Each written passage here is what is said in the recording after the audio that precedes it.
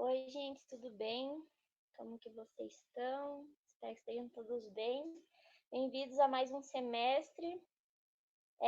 Os nossos encontros vão continuar, assim como o semestre passado, às segundas-feiras, às 19h30. No final da palestra, a gente vai estar disponibilizando um formulário que vai contar como presença, então vocês preenchem. E no final do semestre, quem tiver no mínimo 75% de presença nas palestras vai ganhar certificado que vai contar como horas nas atividades complementares.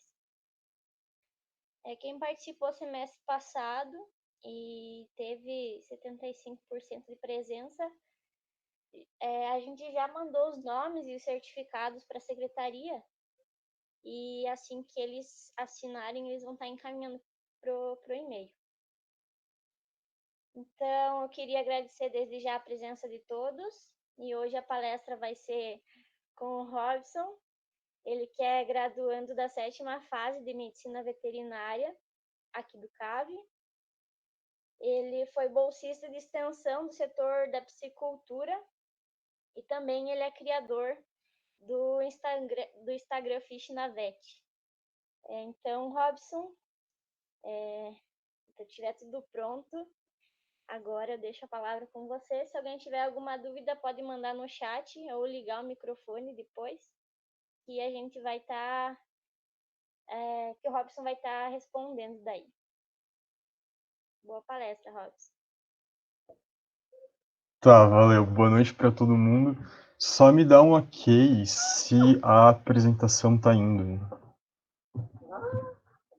Tá em tela cheia, assim. Tá, vou começar então. Bom, como a Maria falou, meu nome é Robson. Eu sou graduando da 7ª fase do curso de Medicina Veterinária aqui do CAV. E hoje eu vou falar com vocês um pouco sobre a fisiopatologia do estresse em peixes teleósteos. Quando o pessoal me pediu para montar essa apresentação, eu pensei em trazer vários temas aqui. Eu pensei em trazer algo sobre alguma doença específica, sobre criação, sobre manejo, até algo sobre medicina de peixe. Só que essas informações técnicas a gente consegue encontrar com muita facilidade na internet. Agora, informação básica, muitas vezes a gente não consegue encontrar com tanta facilidade e muitas vezes a gente não sabe nem aonde procurar essas informações. Por isso que eu decidi trazer a questão do estresse nos peixes teleósteos, porque o estresse para o peixe ele é um pouco diferente. Vocês vão ver que a base bioquímica ela é igual para a maior parte dos seres vivos, incluindo o peixe, mas os efeitos são outros. Eu coloquei ali, defini os teleósteos, porque os teleósteos, eles são os peixes que a gente conhece, aquele peixe que tem cara de peixe. Então, todo peixe que vocês conhecem, o guppy, a carpa, o king, o salmão, eles são peixes teleósteos. Agora, aqueles que não têm cara de peixe, vamos dizer assim, como o tubarão, a enguia, a moreia, aí eles não são teleósteos. Então, vamos lá. A gente vai falar um pouco sobre o bem-estar animal focado na piscicultura, um pouco sobre a fisiologia do estresse, aí como esse estresse vai interferir no efeito no controle hidromineral e um pouco de controle do estresse de maneira geral. Bom, para falar de bem-estar, eu queria fazer uma experiência mental com vocês. Então, eu acho que todo mundo aqui já deve ter assistido aqueles programas de pesca esportiva, aonde tem um cara, geralmente o apresentador, ele pega um barco e vai para o meio de um rio, para o meio de um lago, num oceano e realiza pesca esportiva. Então ele pega um peixe, pega dois, pega três e vai mostrando esses peixes para a câmera até que no final do programa ele pega um peixe que ele mais ou menos acha que tem um tamanho ideal e faz sempre um prato típico com o animal que ele capturou, e aí ele come esse peixe no final do programa e as pessoas, elas gostam de ver isso, e passa geralmente num domingo à tarde, num domingo de manhã, e é um programa para relaxar, né? Mas se a gente pegasse esse mesmo programa e mudasse a espécie animal, se a gente colocasse uma ave, então, em vez do cara ele pegar o barco, ele vai pegar lá as ferramentas de captura e vai para o meio do mato e vai caçar lá fazão, vai caçar ganso, codorna, não sei. e vai fazer o mesmo processo. Vai ter a captura, vai ter um abate desse animal, e no final do programa ele vai consumir o animal. Bom, pode parecer meio estranho, então vamos mudar a espécie animal de novo, vamos colocar um bovino. Ao invés do cara ir para o meio da água, ou, de uma floresta, ele vai no meio de um pasto e vai capturar os bovinos, vai capturar um Nelore, um Braford, um Angus, não sei mais que espécie animal, que raça, mas ele vai fazer o mesmo processo, vai fazer a parte da captura, vai fazer a parte do abate e vai ter um belo de um churrasco no final do programa. Isso pode parecer meio estranho falando dessa forma, só que a gente não mudou como o programa age, a gente só mudou a espécie animal. Então, por que mudando a espécie animal, a gente tem impressões diferentes com o mesmo programa? Há um tempo atrás saiu um trabalho que ele correlacionava o grau de empatia do ser humano com as outras espécies. Segundo esse trabalho, o nosso grau de empatia ele depende muito da linha evolutiva dos animais. Então, como vocês sabem, os animais eles pertencem ao reino animal, e aí o bovino, o peixe, a ave, eles pertencem ao filo dos cordatos. Dentro dos cordatos, a gente tem a classificação de classe. Então, tem a classe dos peixes, das aves e dos mamíferos. O bovino, ele pertence à mesma classe dos humanos. Então, ele é um mamífero e ele causa uma empatia muito grande na gente. A gente pode até extrapolar isso para o cão e para o gato.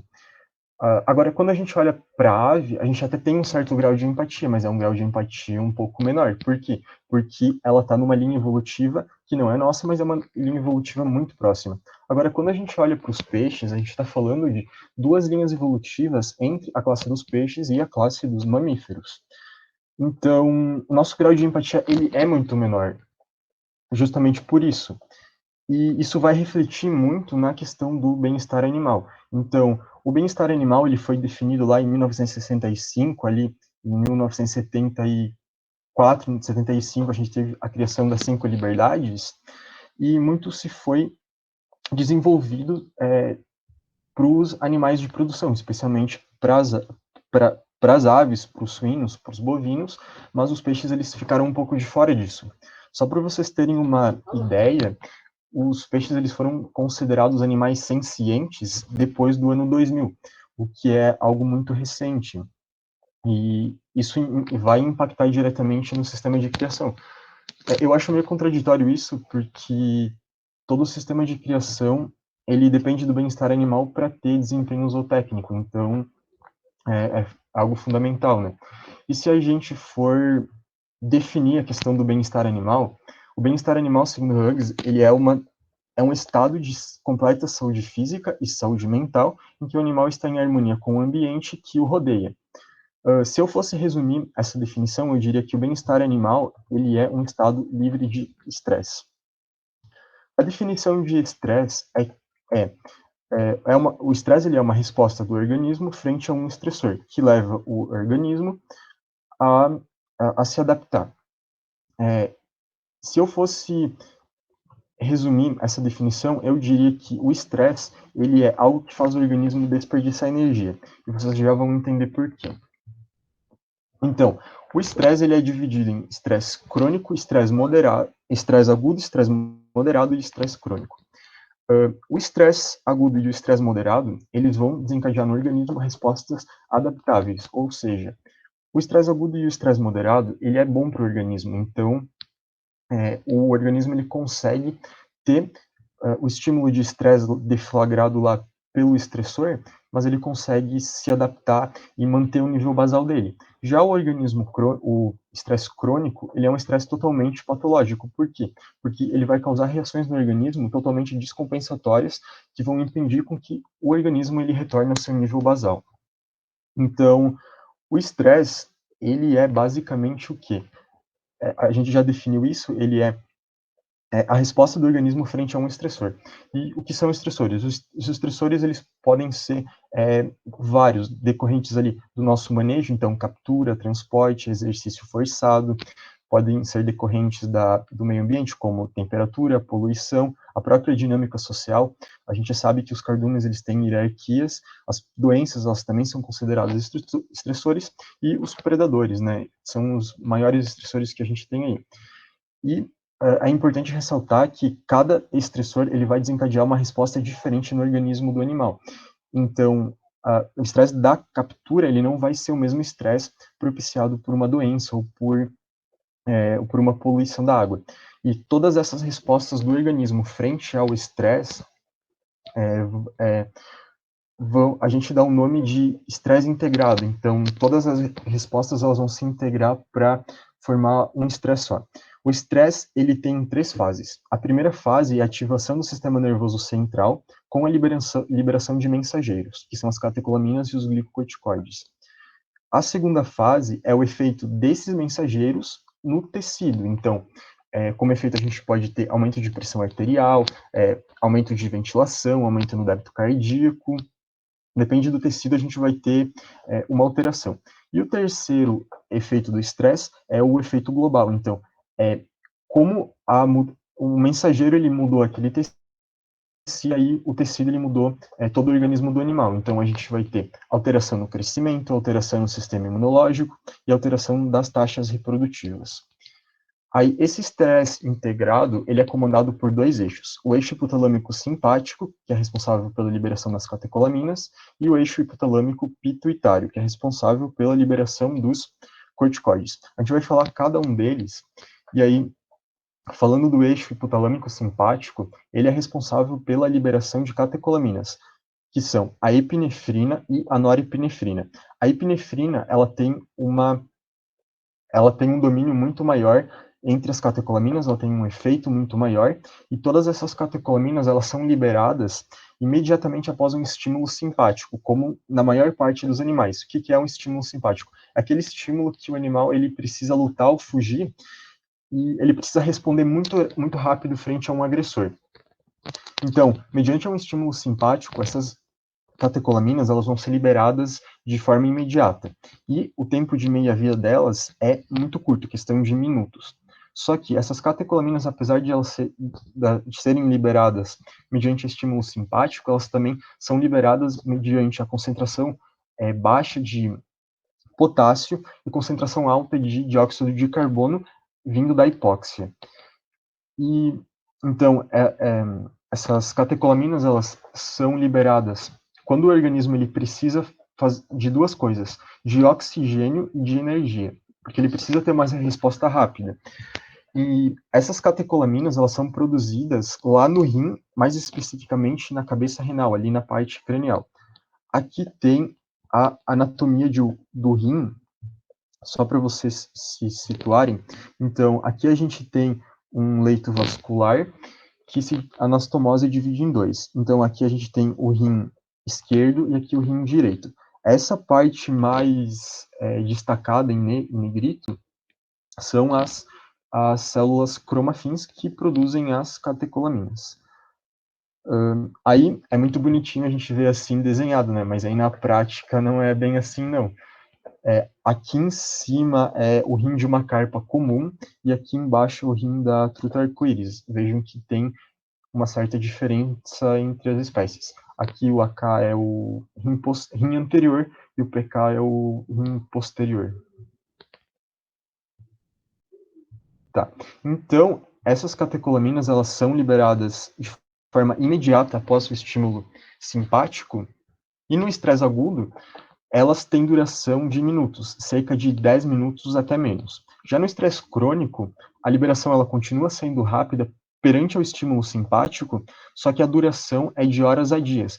Mas aí a gente tem que pensar, o estresse crônico, ele é um estresse onde eu tenho o estressor, o agressor, o tempo inteiro com o animal. Então, se o estressor ele está o tempo inteiro, na verdade eu vou ter vários estímulos simpáticos e vão perdurar até eu não tirar esse estressor. Então, de horas a dias, na verdade, isso pode se tornar de semanas a meses de forma muito rápida, né? Então, essas catecolaminas, elas vão fazer várias coisas.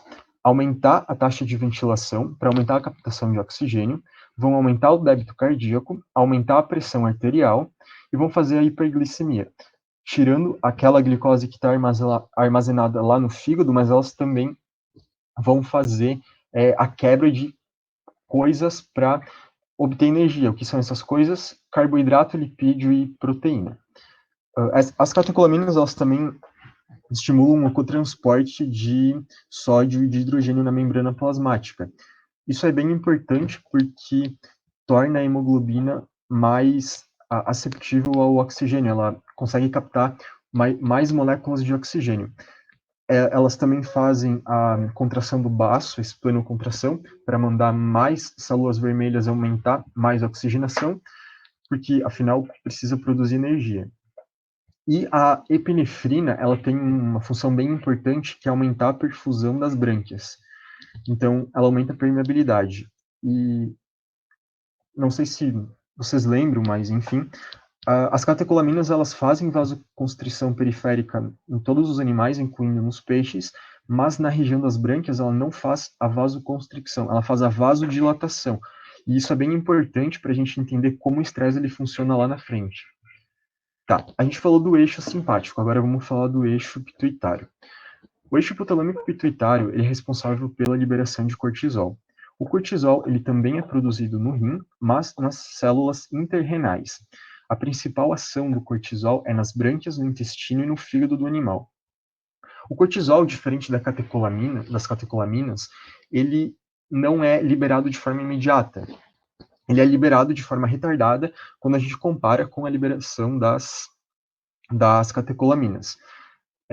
Então, depois de liberado no estresse crônico, o cortisol ele tem duração de horas, aproximadamente 6 horas ali, se a gente comparar as espécies, e no estresse crônico ele tem duração de dias a semanas, mas vale a mesma coisa das catecolaminas. Estresse crônico tem estímulo contínuo, então eu vou ter liberação contínua e aí eu posso ter de meses eu não vou dizer anos porque se um peixe ficar anos com estresse crônico, ele vai morrer, ele não vai sobreviver. E é muito importante ressaltar que o modo como o organismo ele lida com o cortisol, ele vai variar entre as espécies e entre as linhagens. Então, tem esse trabalho do Vivolden, ele pegou e comparou a resposta do cortisol no crescimento da truta. E ele viu que algumas linhagens elas são mais resistentes a esse cortisol. O cortisol ele é metabolizado de uma forma muito mais rápida. Existe um animal chamado surubim que ele é um peixe, ele consegue retornar o cortisol entre liberação, pico e retorno ao nível basal, questão de 3 horas, enquanto a maioria das espécies faz isso em 6 horas. Então, querendo ou não, ele é um animal que está mais adaptado ao estresse. E é o que esse trabalho fala. Ele diz que a gente precisa usar esses animais que são mais adaptáveis para produção, porque na produção a gente precisa manipular o animal e essa manipulação ela é um estressor e vai desencadear um estresse. Então, se a gente tem animais que tolerem essa manipulação, a gente vai ter um desempenho zootécnico muito melhor. E aí o cortisol, ele vai fazer aquilo que todo mundo já conhece, supressão de crescimento, supressão reprodutiva, supressão imunológica. Na questão reprodutiva, a progesterona ela é produzida da mesma forma, só que ela não consegue se ligar no sítio de ligação porque o cortisol não deixa. E aí é aquela história, né? Se o mensageiro ele não consegue entregar mensagem, a ação ela não acontece. E aí, como as catecolaminas, o cortisol ele vai estimular a quebra de proteína, a quebra de gordura e a quebra de lipídio para produzir energia, porque o estresse ele requer muita energia. E no caso dos peixes, o cortisol ele faz algo bem importante, que é a extrusão de sódio de cloreto. Então, ele vai tirar o sódio e o cloreto do organismo do animal. Tanto é que ele é considerado como o hormônio da água do mar.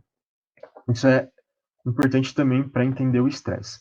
Então, até agora a gente falou de moléculas de estresse, de estressores, mas não tem muita diferença com as outras espécies animais. Tem alguma peculiaridade ali de formação, mas a bioquímica em si ela não tem muita diferença. Então, vamos aplicar no peixe agora. Primeiro, duas informações importantes. O ambiente aquático ele tem 30 vezes menos oxigênio do que a atmosfera que a gente está respirando agora. Isso é ruim, porque não tem tanto oxigênio disponível para tirar. Então, a maneira como os peixes eles encontraram para fazer captar oxigênio de uma forma eficaz foi através da respiração branquial. Então, na câmara branquial existem 4 brânquias que fazem as trocas gasosas. Então, aqui tem um arco branquial, o outro arco branquial e assim tem o 3 e o 4. Aí na parte cranial do arco branquial tem esses rangers, não sei qual é a tradução certa, mas eles fazem a retirada de poluentes da água, de detritos, e aqui na parte caudal do arco branquial tem as lamelas que fazem as trocas gasosas. Então, aqui tem a representação de uma lamela, aqui no meio é a camada basal, e aqui em volta são as células do tecido respiratório, que é um tecido unicelular pavimentoso, da mesma forma que acontece nos nossos alvéolos. Bom, segunda informação importante. A concentração de sal do peixe ela é 100 vezes maior do que a concentração da água doce. Isso é um problema. A captação de oxigênio ela foi resolvida com a respiração branquial. Só que, como problema, ela colocou o sistema venoso, o sistema circulatório do animal, em íntimo contato com o ambiente aquático. E aí, quando a gente leva em conta que existe um íntimo contato do sistema circulatório e a concentração de sal do organismo do peixe tem 100 vezes mais sal do que do ambiente aquático, a gente tem problema. Por quê? Porque se a gente considerar que o peixe tem 9% de sal, que é basicamente o soro fisiológico, e a água doce tem 100 vezes menos isso, a gente está considerando que o peixe ele é um ambiente hipertônico num ambiente completamente hipotônico. O que acontece quando a gente coloca algo hipertônico num ambiente hipotônico? Processo osmótico. Então, o que vai acontecer com o peixe? Vai entrar água, mas vai entrar muita água dentro do organismo desse peixe, e tudo isso sem gasto de energia de forma passiva. Qual é o outro lado da osmorregulação dos processos osmóticos? A passagem de íons. Então, o peixe ele vai perder íons da mesma forma como ele ganhou água, de forma passiva, totalmente sem gasto de energia. E quais são os íons que ele vai perder? O sódio, o cloreto, o potássio e o cálcio. Então, aqui tem a representação de uma célula na parte iônica. Está meio ruim essa foto, mas percebam que aqui entre as células tem um canal intercelular onde tem a perda de íons. E para voltar para o organismo do animal, isso depende de mecanismo de cotransporte, com gasto de energia. Aqui dá para ver um pouco melhor. Então, aqui tem a água doce e aqui tem o organismo do peixe, né? Então, percebam que a água, ela passa com muita facilidade, processo osmótico. Os íons, eles saem do organismo do animal com muita facilidade, processo osmótico. E para contornar isso, o peixe ele tem que utilizar de alguns mecanismos. Então, a água que entra, ela é eliminada pela urina. A urina do peixe de água doce, ela é uma urina extremamente diluída, com muita água e pouco sal. Agora, para contornar o problema da saída de íons, o peixe usa de mecanismo de contransporte com gasto de ATP. Então, cada sódio que ele absorve, ele vai eliminar um produto nitrogenado e um hidrogênio.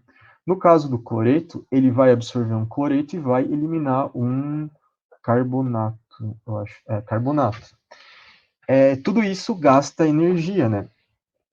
E, assim, o organismo do animal, ele evoluiu dessa forma, então ele está acostumado. O processo osmótico, apesar de ele não gastar energia, e para você consertar, para você ter a osmorregulação, controle hidromineral, consertando essa osmose, gasta energia. Só que a evolução ela aconteceu dessa forma, então esse gasto de energia com a osmorregulação ele já faz parte do metabolismo basal do animal e o peixe ele não se importa de gastar energia com isso. Agora, quando a gente tem estresse, a gente tem aquelas substâncias que eu falei para vocês. Então, o que o catecolaminas faz? Aumenta a perfusão branquial, faz vasodilatação nas brânquias, aumenta a área de contato. Se aumentou a área de contato, o que faz? Aumenta a superfície de contato. Aumentou a superfície de contato, aumentou a absorção. Opa, o peixe vai ganhar mais água ainda. Aí vem o cortisol. O que o cortisol faz? Vasodilatação branquial. O que vasodilatação branquial é? Aumento da área de contato, aumento da permeabilidade. Opa, o peixe vai ganhar mais água ainda. E o cortisol ele é conhecido como hormônio da água do mar. Qual é a função dele? Tirar sal, mas já está saindo. Pois é, vai perder mais. E aí, muitos estressores, eles agridem as brânquias. Se causa lesão branquial, o que acontece? Inflamação. Quais são os dois princípios da inflamação que a gente pode aplicar aqui? Tumor, que é o aumento da área de contato. Inflamação, o tumor, que é o aumento da área de contato, e o aumento da permeabilidade. Quer dizer que vai entrar mais água? Exatamente. O corpo do animal vai receber muita água, e para tentar reverter esse processo, ele vai ter que gastar muita energia. E é uma energia que não estava nos planos dele. É uma energia que ele não está usando para reprodução, é uma energia que ele não está usando para o sistema imunológico. É uma energia que está sendo desperdiçada para fazer controle hidromineral, porque tem um monte de substâncias vindo do estresse para ele. E aí, como consequência disso, o peixe ele vai tender à hiperidratação, porque vai entrar muita água dentro dele e essa água ela vai se alocar em vários locais, como vários tecidos, assim, criando o hidroperitônio, ascite, hidrotórax, enfim. Esse peixe ele vai perder uma quantidade muito significativa de eletrólitos que vai comprometer o nível basal dele e vai ficar muito mais propenso a doenças oportunistas, como pseudomonas. A maior parte dos protozoários eles são considerados oportunistas, e eles vão se aproveitar dessa condição do animal, porque ele está desperdiçando energia com estresse, ele não está usando energia para o sistema de defesa e para outros processos. Então, assim, se o animal ele tiver uma boa nutrição, ele tiver saudável e for um estresse agudo, ele pode contornar isso, ele vai gastar a energia dele, mas ele vai conseguir readequar o corpo dele. Agora, se for um estresse crônico e o peixe estiver mal nutrido, aí só tem uma coisa que vai acontecer com o animal. Ele vai dançar com esses carinha aí. Não tem outra saída. Bom. Tá. Então, a gente viu que o estresse, ele vai causar a perda de energia para o animal, porque ele vai gastar energia fazendo controle hidromineral em vez de estar usando energia para outras coisas. Então, como é que a gente conserta isso? A gente conserta isso consertando a osmolaridade, consertando a tonicidade dos meios. Maneira simples de fazer isso, banho de sal grosso. Então, o banho de sal ele tem o efeito, ele tem o objetivo de tornar o meio ou isotônico ou hipertônico em relação ao peixe. O meio isotônico ele vai fazer com que o peixe ele não ganhe tanta água assim, ele não perca tanto ânion. Então, toda a energia do equilíbrio hidromineral pode ser realocada em outros setores. Já quando a gente coloca o sal para tornar o meio hipertônico, a gente está querendo que o meio retire a água que o sal já ganhou, que o peixe já ganhou. Então, o meio hipertônico ele vai reverter toda a hidratação, revertendo a CIT, e vai potencializar o ganho de íons do peixe. O sal ele tem ainda a propriedade de fazer com que as excretas nitrogenadas elas sejam eliminadas com muito menos gasto de energia. Então, o banho de sal é muito bom porque ele tem o objetivo de reduzir o gasto energético com osmorregulação. E a gente ainda tem outros benefícios, como reduzir a presença de parasitas, supressão bacteriana, supressão fúngica, e ainda auxiliar ali na questão dos compostos nitrogenados. Então, o sal ele basicamente vai reduzir o estresse com o controle hidromineral. Aqui eu trouxe uma tabela com o uso de sal, a dose e o tempo de exposição. Então, isso é tudo muito tabelado, né? Aí tem o tempo para o transporte, para controle de parasitas, para controle de fungos tanto em peixes quanto em ovos. É muito legal você usar o sal também, porque ele vai ajudar na impermeabilização do peixe. A pele do peixe ela é repleta de células caliciformes que vão secretar muco. O sal, ele estimula essas células a produzirem muco, e o muco ele vai proteger ainda mais o animal. E na questão do controle fúngico dos ovos, é muito legal, porque o principal problema da produção de ovos é que eles criam infecções fúngicas e bacterianas de forma muito rápida. Então, o sal ele pode ser um aliado a isso, sem falar que você deixa de usar muitos antibióticos. É claro que depende do caso, né? O sal, no caso do aliviar a toxidez do nitrito, aí depende de um cálculo mais detalhado, mas ele pode ser usado para muitas coisas, então, para manejo, para prevenção de doenças, enfim. E esse sal, ele pode ser usado em qualquer sistema de cultivo. Aqui o cara, ele cria os peixes em tanque-rede e aí ele coloca uma lona embaixo para colocar o sal ali, né? E, assim, muita gente considera o banho de sal como uma forma preventiva, uma coisa profilática, mas na minha opinião, ele é também uma medida terapêutica, porque se a gente pensar na produção, ele pode aliviar o estresse dos peixes ali com manejo, no controle de parasitas, mas quando a gente olha tipo, medicina de peixe, pets exóticos, o banho de sal, ele, muitas vezes, ele pode estabilizar o paciente da mesma forma que a gente estabiliza um cão ou um gato colocando uma fluida. O princípio é muito semelhante. E, basicamente, era isso que eu tinha para falar com vocês hoje. Estresse é um conteúdo muito abrangente e muito denso. Eu trouxe para vocês uma parte que eu acho importante, que é esse equilíbrio hidromineral. Aí aqui tem as principais referências que eu usei para fazer o trabalho. E aí, se alguém quiser saber um pouco mais sobre medicina de peixe especificamente, eu recomendo esses dois livros, que é o Fish Pathology e o Fish Diseases and Medicine. Eu particularmente gosto desse último, o Fish Diseases and Medicine, porque ele é bem focado na área médica e ele tem absolutamente tudo. Tem desde como fazer um exame clínico até anestesia, monitoração anestésica e é tudo dividido por capítulo, né? Aí aqui tem o meu Instagram, se alguém quiser também.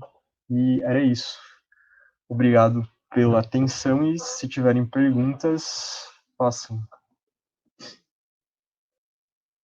Muito obrigado, Robson, pela palestra. Foi ótima. Se alguém tem alguma pergunta e quiser mandar no chat, eu vou mandar ali o formulário também para vocês preencherem.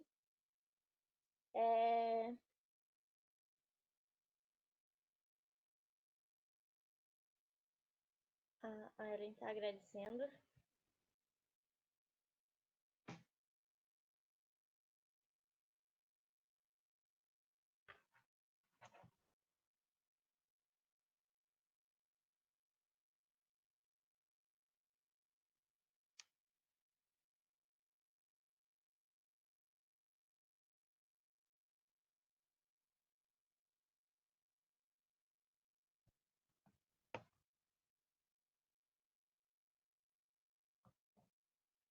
Então é isso, gente. Se ninguém tem nenhuma dúvida, a gente agradece. A Luana tem uma pergunta ali.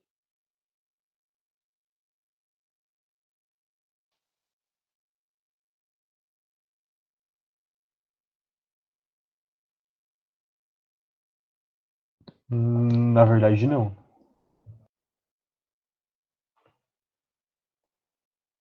Ah, tá, é que eu achei que a Maria tinha comentado que tu era, mas enfim, tu é estagiário, né, do professor. Quais as patologias, assim, que são mais comuns que vocês veem na rotina? Eu não sei se é levado alguns animais para vocês analisarem ou alguma coisa assim, ou vocês saem nas propriedades. Como é que funciona isso? Então, eu não tô mais no setor agora, mas de patologia é muito coisa oportunista, sabe? Tipo, bacteriose, é, ela, é tudo, tipo, bactéria, protozoário que se aproveita de estresse, então é tudo coisa fácil de controlar, sabe? E os produtores aqui da região, eles têm bastante conhecimento porque o sal tem todos esses efeitos benéficos, ou ainda é algo que sim, tem que ser mais falado e mostrado realmente para quem produz ou quer entrar nessa área? Eu acho que assim, tem um percentual que usa, mas eles não sabem muito bem por que usar, e aí usa de qualquer jeito, e na verdade tem um cálculo para fazer, né? Você tem que pegar ali 5% do teu cardume ali, e a partir do momento que 50% do teu N amostral ele boiar, você tem que parar de colocar sal porque chegou no limite. Tem muita gente que não faz também, mas é algo que tem que sim ser estimulado. Ah, entendi. E tá de parabéns. Obrigada. Que é isso, eu que agradeço. Bom, Robson, a Vitória fez uma pergunta ali no chat. Como identificar que o peixe está estressado? Ele aparenta algum sintoma, como por exemplo agitação?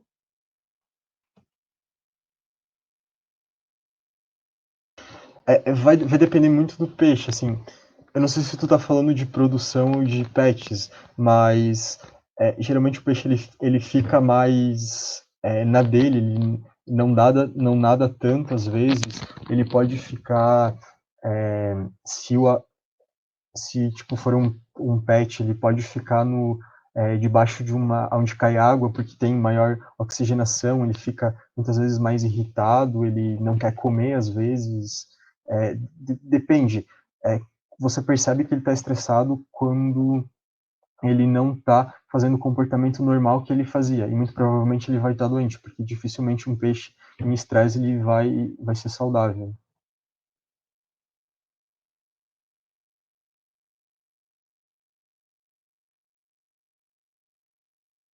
Ela pediu se é muito recorrente em pets.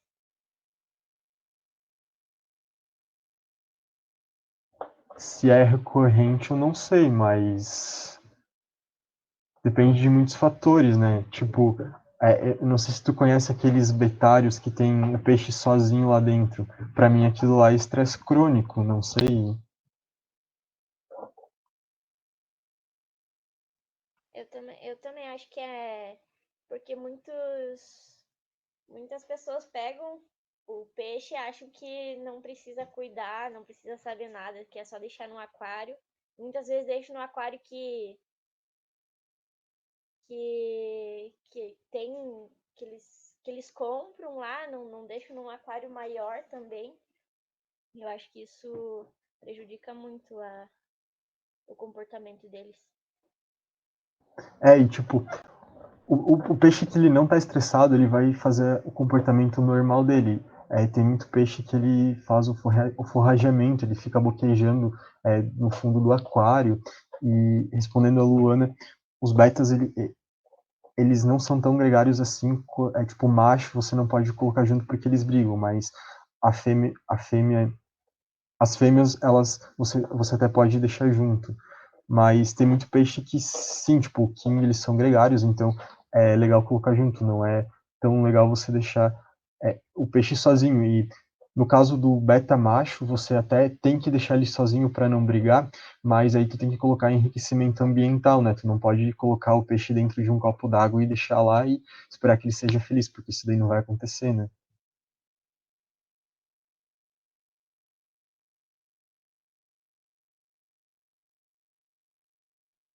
Mas alguém tem alguma dúvida?